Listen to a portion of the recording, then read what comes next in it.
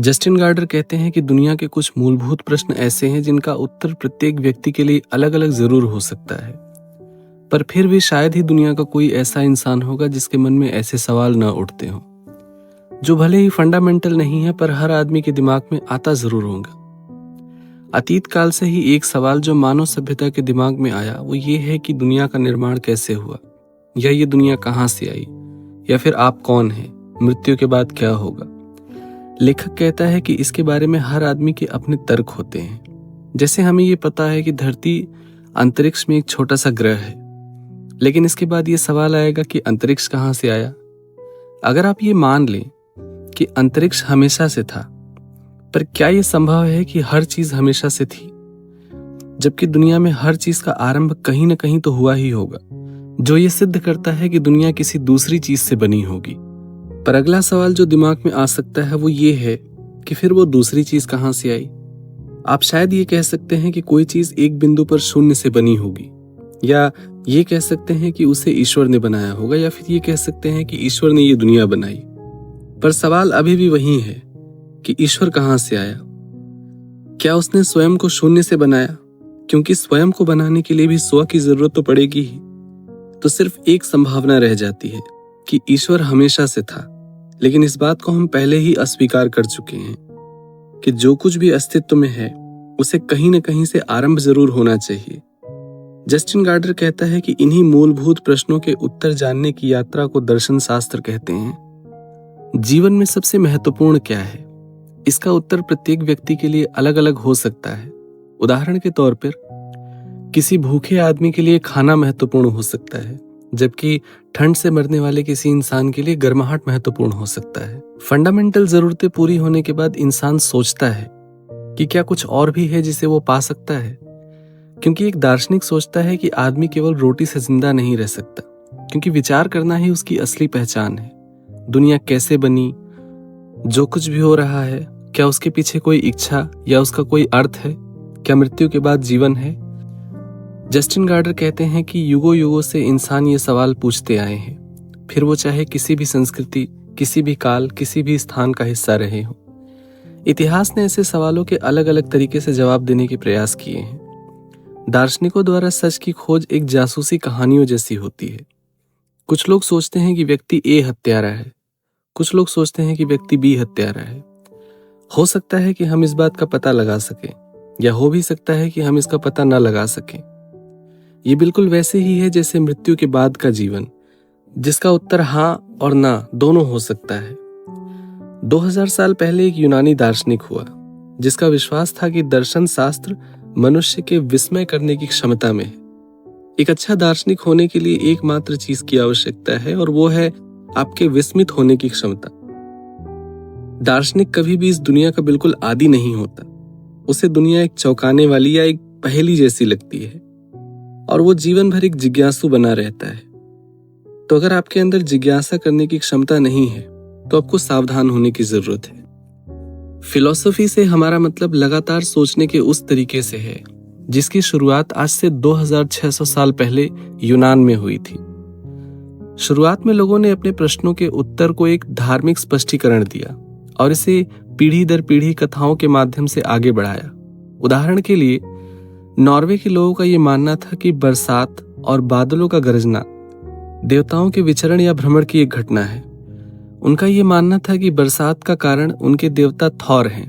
Thor जब भी अपना हथौड़ा उठाता है या घुमाता है तो उससे बारिश होती है और फसल की अच्छी उपज होती है। और फिर ऐसी अनेक घटनाओं का कोई न कोई धार्मिक स्पष्टीकरण ऐसी पौराणिक कथाओं में जरूर है। लेकिन पहली बार ये आलोचना की गई कि पौराणिक कथाएं मानवीय विचार मात्र ही हैं, क्योंकि देवताओं और मनुष्यों में भी समानताएं हैं। उनकी छवि भी बिल्कुल इंसानों की तरह ही है। उदाहरण के तौर पे इथोपिया वाले कहते थे कि देवता काले हैं, और थ्रेशिया वाले कहते थे कि देवताओं के लंबे बाल और नीली आंखें हैं। तो शायद घोड़े या बैल अगर देवताओं का चित्र बना सकते तो वो अपनी ही शक्ल में बनाते। शुरुआत में यूनानी दार्शनिकों का लक्ष्य नेचुरल प्रोसेस को समझने का था, न कि कोई धार्मिक स्पष्टीकरण या पौराणिक व्याख्या ढूंढने का। आदिकाल से ही इंसानों को नेचुरल प्रोसेस को जस्टिफाई करने का अनुभव हुआ और वो उसे किए बिना रह नहीं पाए। और एक प्रयोगात्मक विज्ञान के डेवलप होने से पहले ही उन्होंने बहुत सारी ऐसी पौराणिक व्याख्याएं दे दी। जस्टिन गार्डर कहता है कि कुछ नए प्रश्न अब लोगों के सामने थे, जैसे कि क्या कोई सार तत्व है जिससे सब चीजें बनी हैं? यदि ऐसा है तो कोई तत्व अचानक से फूल या फिर एक हाथी में कैसे बदल जाता है? और यही आपत्ति एक कथा के संदर्भ में भी होगी, जिसके अनुसार जीसस क्राइस्ट ने पानी को शराब में बदल दिया था। हालांकि हम ये बात जानते हैं कि केवल पानी में नहीं बल्कि अन्य चीजों में भी पानी ही है, जैसे कि खीरे में 95% पानी है, पर फिर भी हमें पता है कि खीरा खीरा है और पानी पानी है। हम कभी भी खीरे को पानी से नहीं बना सकते। जस्टिन गार्डर कहते हैं कि यूनानी दार्शनिकों को कभी कभी प्राकृतिक दार्शनिक भी कहा जाता है, क्योंकि वे मुख्यतः प्राकृतिक जगत और इसकी प्रक्रियाओं से सरोकार रखते थे, और वे ऐसा मान के चलते थे कि कुछ ऐसा है जो कि हमेशा से रहा है। जस्टिन गार्डर कहता है कि प्रथम दार्शनिक जो कि मिलाशियन स्कूल ऑफ थॉट से बिलोंग करता है, उसका नाम थेलीज है। थेलीज का विचार था कि हर चीज पानी से बनी है। ऐसा सोचने के पीछे शायद उसका विश्वास ये रहा हो कि जीवन जल से शुरू होकर जल पे ही खत्म हो जाता है। शायद उसने नील नदी के आए हुए बाढ़ के बाद फसलों को उगते हुए देखा हो, या बरसात के बाद नए कीड़ों को पनपते हुए देखा हो, या फिर उसने पानी को भाप या बर्फ में बदलते हुए देखा हो और वापस फिर उसे पानी बनते हुए देखा हो। थेलीस कहता था कि हर चीज में देवता समाये हुए हैं। मिलेशियन स्कूल ऑफ थॉट का दूसरा विचारक एनेक्सिमेंडर है, जिसका विचार ये था कि हमारी दुनिया अनंत दुनिया में से एक है, जिसका विकास होता है और अंत में वह उसी अनंत कहे जाने वाली सत्ता में समाहित हो जाती है। पर ऐसे किसी फंडामेंटल एलिमेंट की बात उसने नहीं की। मिलेशियन स्कूल ऑफ थॉट का तीसरा विचारक एनेक्सिमिनस आता है, जिसका विचार ये था कि प्रत्येक चीजों का स्रोत हवा या भाप होना चाहिए। उसके विचार में पानी एक तरह का डेंस एयर है। हम देखते हैं कि बरसात होती है तो पानी हवा के दाब से निकलता है। उसके अनुसार जब पानी को और दबाया जाता है तो वो मिट्टी बन जाती है, और उसका विचार ये था कि अग्नि हवा ही है। इसलिए एनेक्सिमिनस ये मानता था कि धरती, पानी और आग तीनों ही हवा से बने हुए हैं। और इस तरह एनेक्सिमिनस ने हवा को ही प्राकृतिक जगत के केंद्र बिंदु में रखा। मिलेशियन स्कूल ऑफ थॉट के बाद एक नए युग का आरंभ हुआ, जिसे इलियाटिक स्कूल ऑफ थॉट कहते हैं। जस्टिन गार्डर कहता है कि इलियाटिक स्कूल ऑफ थॉट का पहला विचारक परमेनाइडीज हुआ, जो कि सोचता था कि हर अस्तित्ववान चीज हमेशा से अस्तित्व में रही होगी। शून्य से कभी भी कुछ भी निकल कर नहीं आ सकता, इसलिए जो अस्तित्व में है वो कभी भी शून्य नहीं हो सकता। परमेनाइडीज ने अनुभव किया होगा कि प्रकृति निरंतर बदलती रहती है। परमेनाइडीज ने देखकर भी चीजों पर विश्वास नहीं किया, क्योंकि उसका मानना था कि प्रकृति निरंतर परिवर्तनशील है और इंद्रियों का अनुभव भरोसे के लायक नहीं है। उसका मानना था कि दार्शनिकों का मुख्य कार्य तर्कों के माध्यम से उसके गहराई में जाना है, और इस धारणा को तर्कवाद कहते हैं, यानी रैशनलिज्म कहते हैं। और तर्कवादी कहते हैं कि तर्क ही ज्ञान का मूल आधार है। परमेनाइडीज के समय हिरेक्लिटस नाम का एक और दार्शनिक हुआ, जिसका विचार ये था कि बहाव ही प्रकृति का मुख्य लक्षण है। जैसा उसने कहा कि एक नदी में वो दोबारा पैर नहीं रख सकता, क्योंकि जब उसने नदी में दोबारा पैर रखा होगा तो नदी प्रवाहित हो चुकी होगी। हिरेक्लिटस के अनुसार अपोजिट ही दुनिया के लक्षण हैं। उदाहरण के लिए, अगर हम बुरे नहीं हैं तो हम कभी ये नहीं जान पाएंगे कि अच्छा होना क्या होता है। यही अपोजिट दुनिया की व्यवस्था का आधारभूत है। इसलिए दिन रात, सर्दी गर्मी, आदमी औरत, यही ईश्वर है। लेकिन हिरेक्लिटस ने इसे ईश्वर की जगह लोगोस नामक एक शब्द प्रयोग किया, जिसका अर्थ होता है तर्क। इसलिए हिरेक्लिटस का मानना यह था कि सर्वव्यापी तर्क ही अस्तित्व का मूल आधार है। जस्टिन गार्डर कहता है कि परमेनाइडीज और हिरेक्लिटस दोनों ही एक दूसरे से असहमत थे। एक का कहना था कि तर्क के माध्यम से ही हम सच्चा ज्ञान प्राप्त कर सकते हैं, और दूसरा ये कहता था कि हम अपनी इंद्रियों के माध्यम से हम कभी भी सत्य का अनुभव नहीं कर सकते। पानी स्पष्टतः बदलकर तितली या मछली नहीं हो सकती, लेकिन शुद्ध पानी ही पानी बना रहेगा। मतलब परमेनाइडीज भी सही है, और साथ साथ हम ये कह सकते हैं कि हिरेक्लिटस भी अपने कथन में सही है।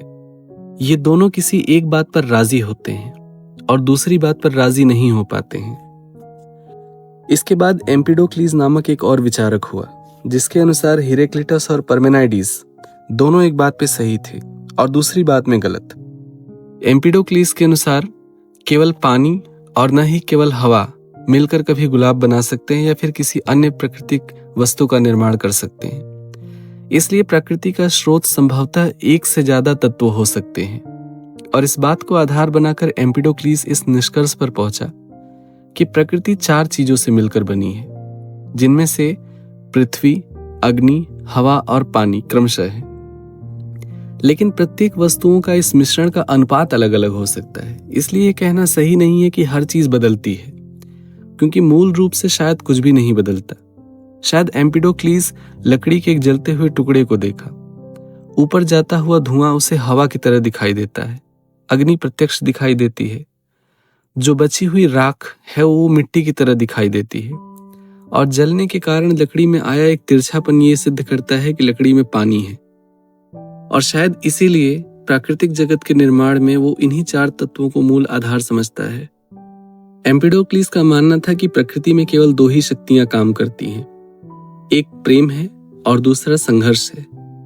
प्रेम इन चारों तत्वों को इकट्ठा करता है और संघर्ष उन्हें अलग कर देता है। यही सार तत्व और शक्ति के बीच का अंतर है। एम्पिडोक्लीस का मानना था कि प्रकृति में अन्य चीजों के समान ही आंखें भी पृथ्वी, अग्नि और हवा की भांति ही बनी होती हैं। अतः मेरे आंख में पृथ्वी मेरे चारों ओर के वातावरण को समाहित पृथ्वी, हवा, अग्नि को महसूस कर सकती है।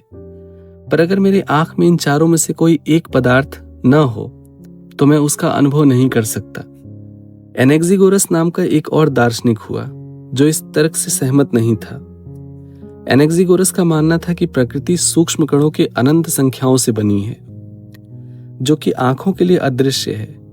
मानव शरीर की हर कोशिका में उस तरीके का एक ब्लूप्रिंट है जिस तरह अन्य कोशिकाएं बनाई गई हैं। इन सूक्ष्म कणों को एनेक्सिगोरस ने बीज कहा था। एनेक्सिगोरस ने शक्ति के रूप में व्यवस्था की कल्पना की और इस शक्ति को उसने नुओस नाम दिया। उसने ये भी कहा कि सूर्य कोई देवता नहीं बल्कि एक लाल तपता हुआ पत्थर है।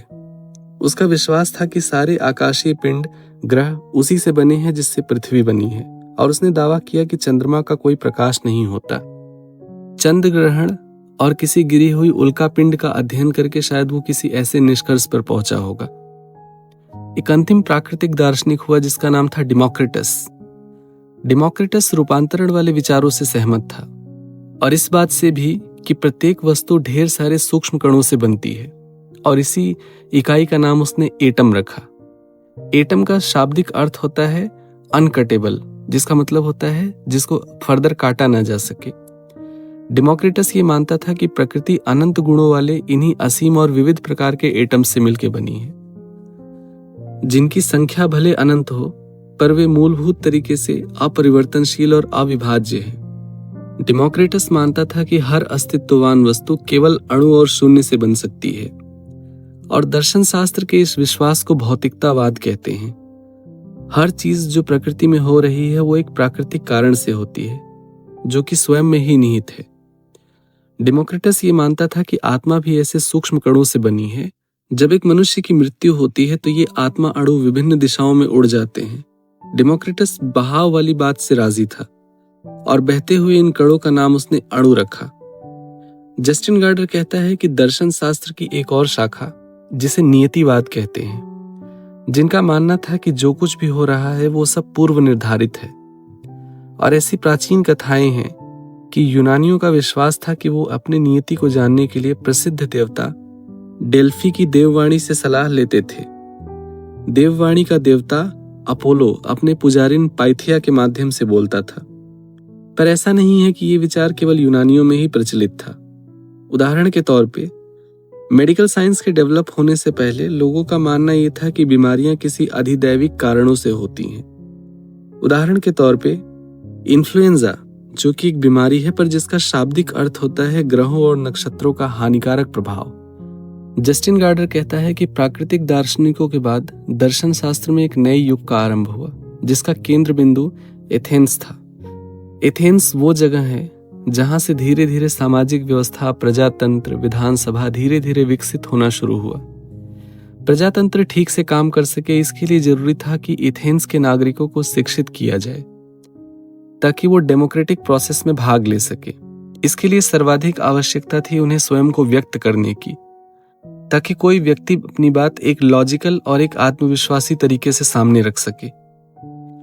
एथेंस का वो समूह जो शिक्षा के बदले पैसे लेकर के जानकारी और समझ देता था, उन्हें सोफिस्ट कहते हैं। जस्टिन गार्डर कहता है कि सोफिस्ट दार्शनिक चिंतन को अस्वीकार करते हैं। उनका मानना था कि मनुष्य के लिए प्रकृति और ब्रह्मांड के रहस्य के विषय में जान पाना लगभग असंभव है। एक सोफिस्ट जिसका नाम प्रोटोगोरस था, उसने सभी चीजों का मानदंड या पैमाना मनुष्य से बताया। मतलब ये हुआ कि कोई चीज सही है या गलत है, ये आदमी की जरूरतों के संदर्भ में विचारा जाना चाहिए। और ऐसे आदमी को जो ये बतला नहीं सकता कि देवता का अस्तित्व है या नहीं है, ऐसे आदमी को एग्नोस्टिक कहते हैं या अज्ञेयतावादी कहते हैं।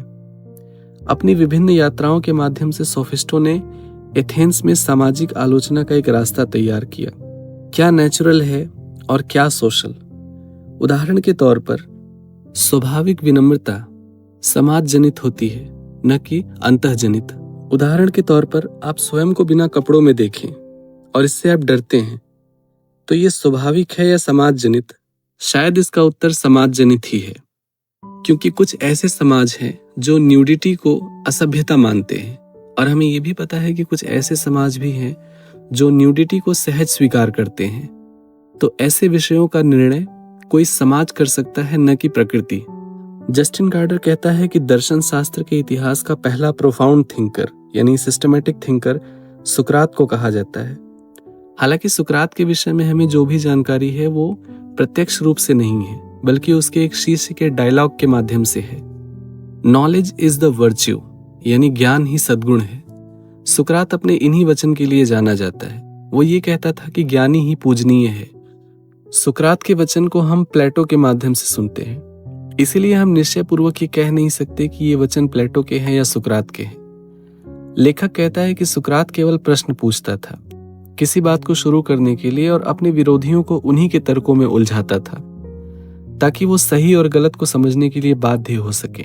सुकरात का मानना था कि सही समझ अंदर से आनी चाहिए, न कि इसे बाहर से आरोपित करना चाहिए। सुकरात एक मुखर वक्ता और एक सत्य का अनुयायी था। उसके लिए अपनी आत्मा और सत्य का मूल्य जीवन से भी ऊंचा था। उस पर नए देवता को सामने रखने और युवाओं को भ्रष्ट करने का आरोप लगाया गया, जिसके लिए उसे मृत्यु दंड दिया गया। सुकरात ने जीवन के बजाय सत्य की रक्षा का चुनाव किया। सुकरात सोफिस्टों से भिन्न राय रखता था, इसीलिए कई बार सुकरात स्वयं को कोई सोफिस्ट या दार्शनिक नहीं कहता था। सुकरात के अनुसार दार्शनिक होने का शुद्ध अर्थ है एक ऐसा व्यक्ति जो प्रज्ञा और बुद्धिमत्ता से प्रेम करता है और मूलभूत रूप से वो ये जानता है कि वो कुछ नहीं जानता, पर वो किसी भी प्रश्न से मुंह नहीं फेर सकता है। जस्टिन गार्डर कहते हैं कि समाज में कई ऐसे प्रश्न हैं जिसका उत्तर नहीं होते। तो समाज दो गुटों में बटा हुआ है। एक गुट वो है जो ये कहता है कि हर जो जानने लायक चीज है वो हमें पता है, और दूसरे वो जो इसके प्रति उदासीन होते हैं और उसे इग्नोर करते हैं। ये बिल्कुल वैसा ही है जैसे हम ताश के पत्तों को दो गुटों में डिवाइड कर लें, एक लाल गुट और दूसरा काला गुट। पर ताश के इन पत्तों में एक जोकर है जो न कि लाल है और न ही काला। जस्टिन गार्डर कहता है कि सुकरात एथेंस का वही जोकर था जो न ही उदासीन था और न ही आश्वस्त। सुकरात कहता था कि ज्ञान की एक ठोस नींव होनी चाहिए जो मनुष्यों के तर्क में समाहित है। मतलब ये हुआ कि सही और गलत के बीच का अंतर व्यक्ति के तर्क की योग्यता में है, समाज में नहीं। पर सुकरात ये बात कहता था कि मैं बस इतना ही जानता हूं कि मैं कुछ नहीं जानता। सुकरात के बाद उसका एक शिष्य प्लेटो हुआ। जैसा कि हम पहले ही कह चुके हैं कि सुकरात के सारे विचार हम उसके शिष्य प्लेटो के डायलॉग के माध्यम से जानते हैं। प्लेटो का मानना था कि प्रकृति में साकार हर वस्तु प्रवाहमान है, अतः ऐसा कोई तत्व नहीं जो घुलते या तिरोहित होते हैं। निश्चय ही भौतिक जगत में संबंध रखने वाली हर चीज ऐसे पदार्थ से बनी है जिसको समय नष्ट कर देता है, पर हर चीज किसी ऐसे शाश्वत चीज से बनी होगी जो अपरिवर्तनीय है। प्लेटो के पास इसका कोई स्पष्टीकरण और व्याख्या नहीं था, पर प्लेटो ये जरूर मानता था कि जिन चीजों को हम देखते हैं उसके पीछे रूपाकारों की एक सीमित संख्या है। प्लेटो ने इन रूपाकारों को विचार कहा। उदाहरण के तौर पे मनुष्य के पीछे एक विचार मनुष्य या किसी घोड़े के पीछे एक विचार घोड़ा अवश्य होगा। और इसी के साथ प्लेटो इस निष्कर्ष पर पहुंचा कि भौतिक जगत के पीछे विचारों का एक जगत होता है। प्लेटो का मानना यह था कि किसी भी वस्तु का सच्चा ज्ञान प्राप्त नहीं कर सकते हम, क्योंकि प्रत्येक वस्तु परिवर्तनशील है। हम केवल उनके बारे में अपनी राय बना सकते हैं अपने तर्कों के माध्यम से। तर्क एक तरीके से सोचने या महसूस करने से सीधा उल्टा होता है। हम ये कह सकते हैं कि तर्क इसी कारण से शाश्वत और सर्वव्यापी होता है। इस मेथड को प्लेटो ने मेथड ऑफ डाउट का नाम दिया। प्लेटो का मानना था कि यथार्थ जगत दो क्षेत्रों में विभाजित है, इंद्रिय जगत और विचारों का जगत। इंद्रिय जगत के विषय में हम इंद्रियों का प्रयोग करके ज्ञान प्राप्त कर सकते हैं। इंद्रिय जगत में कोई भी चीज स्थायी नहीं होगी, हर चीज परिवर्तनशील होगी। और दूसरा विचारों का जगत, जहां हर चीज स्थायी और अपरिवर्तनशील होगी। प्लेटो का मानना यह था कि मानव शरीर में निवास करने से पहले आत्मा विद्यमान थी, पर वो विचारों के जगत में थी। मानव शरीर में निवास करती हुई आत्मा हमेशा उसी विचारों के जगत में जाने को लालायित रहती है। प्लेटो इसी ललक को इरोस कहता था। इरोस का शाब्दिक अर्थ होता है प्रेम, और यही आधार है आत्मा के इंद्रिय जगत से विचार जगत में जाने की इच्छा का। लेखक कहता है कि प्लेटो ने अपने रिपब्लिक नामक डायलॉग में एक आदर्श राज्य की कल्पना की और कहा कि एक आदर्श राज्य वो है जिसका शासन एक दार्शनिक करता है। प्लेटो के अनुसार मानव शरीर 3 भागों से बना हुआ है, सिर, सीना और पेट, जिनका संबंध क्रमशः तर्क, इच्छा और भूख से है। जिस व्यक्ति के तीनों भाग बैलेंस्ड कंडीशन में काम करते हैं वो व्यक्ति सद्गुणी होगा। जिस प्रकार सिर पूरे शरीर पर शासन करता है, उसी प्रकार दार्शनिकों को समाज पर शासन करना चाहिए। प्लेटो स्त्रियों के बारे में एक सकारात्मक राय रखता है। उसने अपने एक डायलॉग सिंपोजियम में डायोत्तिमा नामक प्रख्यात पुजारिन को यह कहकर सम्मानित किया कि उसने सुकरात को एक दार्शनिक दृष्टि प्रदान की। प्लेटो के बाद अरस्तु एक दार्शनिक हुआ। अरस्तु का मानना था कि प्लेटो ने हर चीज को उल्टे तरीके से देखा है। प्लेटो जिसे विचार कहता था वो वास्तविक नहीं है, बल्कि वो ऑब्जर्वेशन से निकाले गए परिणाम हैं, जो कि किसी विशिष्ट लक्षणों पर आधारित हो सकते हैं। अरस्तु का विचार ये था कि मानव आत्मा में जो कुछ भी है वे प्राकृतिक वस्तुओं की ही कॉपी है। अरस्तु के अनुसार तर्क वो है जो मनुष्यों को अन्य जीवों से अलग करता है, किंतु जब तक हम चीजों को इंद्रियों से अनुभव नहीं कर लेते तब तक हमारा तर्क पूरी तरह से खाली है। अतः आदमी का कोई विचार जन्मजात नहीं हो सकता। अरस्तु दुनिया में हर चीज को 2 क्लास में डिवाइड करता है, एक सजीव और दूसरा निर्जीव। निर्जीव चीजों में परिवर्तन नहीं होगा, इसे केवल बाहरी प्रभाव से बदला जा सकता है। और दूसरा क्लासिफिकेशन है सजीव। वो सजीव चीजों को भी 2 हिस्सों में क्लासिफाई करता है, एक पौधे में और दूसरा प्राणियों में। और प्राणियों का भी क्लासिफिकेशन उसने 2 हिस्सों में किया, एक जानवर और एक मनुष्य। जस्टिन गार्डर कहता है कि संभवतः अरस्तु के दर्शन का मुख्य आधार एक कैटेगोरिकल थिंकिंग है, और इसी को आधार बनाकर वो इस निर्णय तक पहुंचा कि मनुष्य आत्मा के 3 भाग हैं, एक पौधे जैसा, एक जानवर जैसा और एक तार्किक भाग। अरस्तु मानता था कि मानव आत्मा के 3 स्वरूप हैं। पहला स्वरूप आनंद और मनोरंजन का है, दूसरा सुख और स्वतंत्र नागरिक होने का है, और तीसरा एक विचारक और एक दार्शनिक होने का है। अरस्तु मानता था कि सुख के लिए इन तीनों सुखों का एक ही जगह पर होना आवश्यक है। अरस्तु ये मानता था कि मनुष्य एक राजनैतिक जानवर है, और अरस्तु ने 3 तरह के राज्य की संकल्पना की, जिसमें पहला क्लास है राजशाही, जिसे आम भाषा में हम मोनार्की भी कहते हैं। और इसमें हमेशा इस बात का खतरा रहेगा कि राजा कभी भी स्वार्थी होकर अपनी प्रजा के लिए मुसीबत बन सकता है। दूसरी संरचना कुलीनों और एक विशिष्ट समूहों की सरकार होती है, जिसे आम भाषा में मिलिट्री शासन भी कह सकते हैं। पर इसकी एक दिक्कत यह है कि ये कभी भी पूरी तरह से भ्रष्ट होकर के ओलिगार्की में चेंज हो सकती है।